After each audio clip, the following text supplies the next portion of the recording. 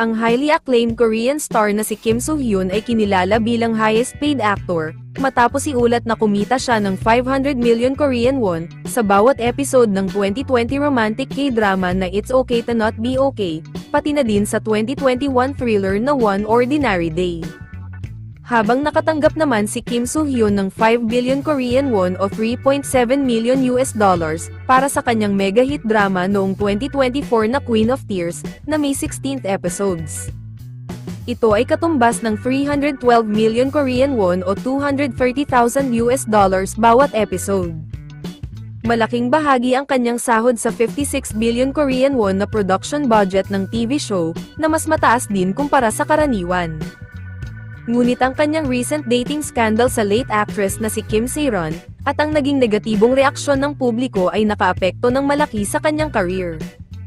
Dahil sa kontrobersya, naalis siya sa trono ni strong woman Do Bong-soon star na si Park Yoon-sik bilang Korea's highest paid male celebrity, at nagdulot din ng pagkawala sa kanya ng major endorsements, tulad ng luxury fashion brand na Prada.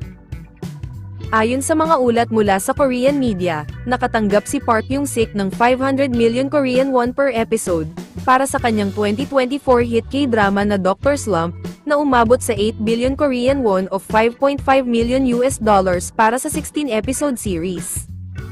Habang kumikita naman ang iba pang A-list actors tulad ni Hyun Bin ng $84,000 bawat episode, na sinundan ni Seo Ji-sub at Jo In-sung na may earnings na $67,000, Lee Min-ho na may $62,000 at Lee Seung-gi na may income na $59,000 per episode.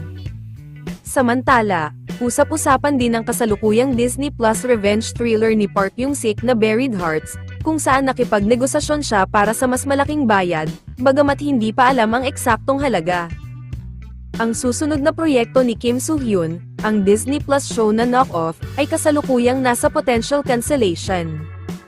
Kung sakaling hindi ito matuloy, maaaring pagbayarin siya ng streaming platform ng malaking multa, na lalo pang magpapalala sa kanyang financial problems.